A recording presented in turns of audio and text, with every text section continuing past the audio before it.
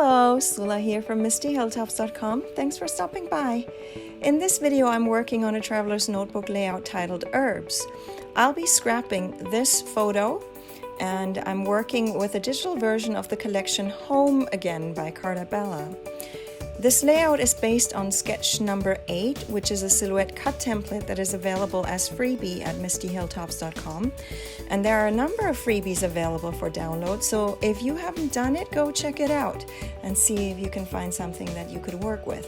So anyways, what I do is I clip the papers to the template in my Silhouette Studio and then rearrange them so that I can print them on something like cardstock. It's a little more sturdy than copy paper, but it's not actual cardstock for the papers. For the elements, I use heavy-duty cardstock to give it a little closer to a chipboard look that you could get with the real products. But for the papers, I just use something that is a little heavier than normal plain copy paper.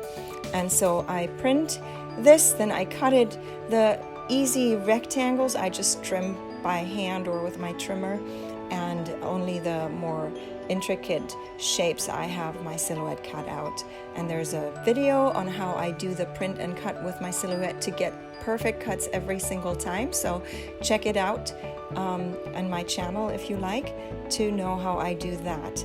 And so here I am arranging everything. I start by laying out the papers, and all papers I have the edges roughed up, so I just run a card around the edges so that the edges pop up a little. I discover that it gives a lot more contrast to the papers than if I just don't do anything with the papers and just stick them down on the page.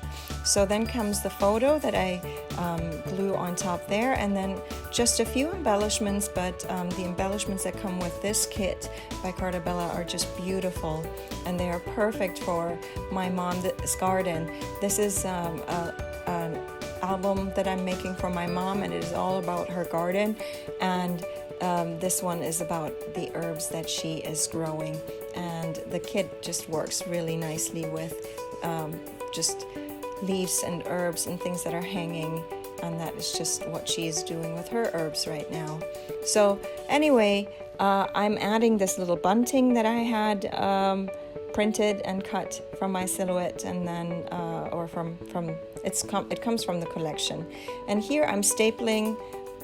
There's a little round circular element that came with the kit, and then there was another label of just a hanging branch of herbs, and so I staple that, and then I decide to stamp the title. The problem is that this is a full album, and there's something on the back side already. So you see me lay out the word to see if it even fits across the page, but then I realize that on the back side there is some bulky stuff already, papers and things, and I was pretty sure that if I tried to stamp, the stamp wouldn't come out clear. That is, there would be some parts of the letters would be stamped and then other parts would stay blank, and I didn't want to run the risk of ruining, because I'm stamping directly on the cardstock, and I didn't want a chance of ruining that. So I decided to do the stamping on just a strip of paper,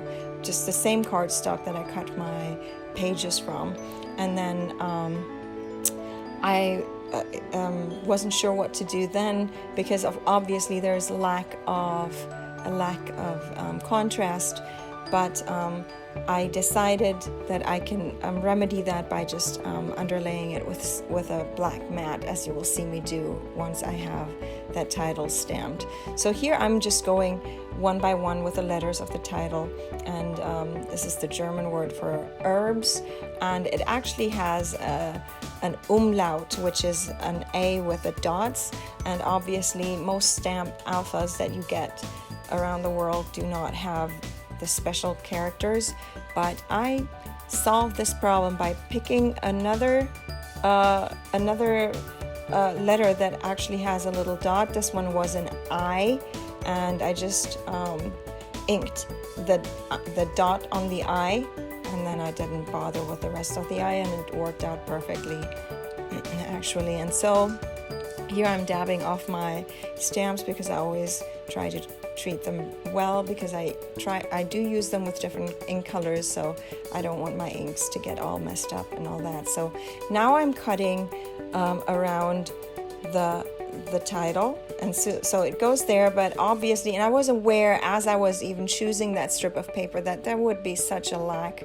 of contrast, so it was pretty quick decision for me to use black cardstock there, and then to give it a little bit of a frame.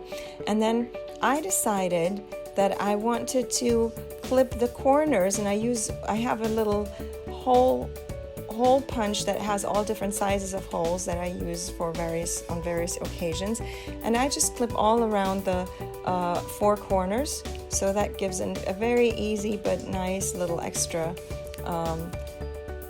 just element to that title. And then I just use my scissors to cut out that mat. So that's the background of that, and I think that solved all the problems with the title and not running the risk of the word not only being partially stamped due to what is on the back side of there. And then I'm like, it dropped on my page, and I'm like, what about if I put it there? And so I'm still trying to decide where should I put it. And here are my word strips. I have a word strip file that I just print, and then I cut the strips, and then I pick whichever words I want to use in my project. So this is actually available as a freebie on my blog, mistyhilltops.com. Just search for garden word strips and you'll find it. And so I use these word strips in a lot of different projects.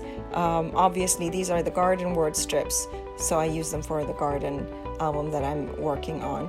And I also made a sticker sheet quite a while ago for the garden album, but then you see me, I still stick that sticker onto cardstock because I just like when it pops up off the page a little more. So you will see me use another sticker, put it on that tab, and I just directly put it on the tab. And that's the nice thing with the sticker sheet. It's just a lot more work to create it in my Silhouette, because then I wanted to create the cut line so that I can just take each word individually off the sticker sheet, which is nice, but a ton of work at the forefront. But once you have it, obviously it's very, very convenient, because you can always see what words do I still have.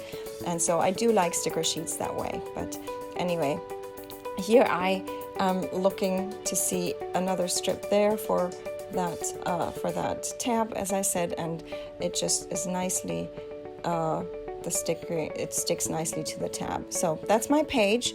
I'm going to leave you with some more close-ups. I hope you enjoyed it. If you did, consider giving this a thumbs up, consider subscribing, and I hope you have a great day. Thanks for watching. Bye.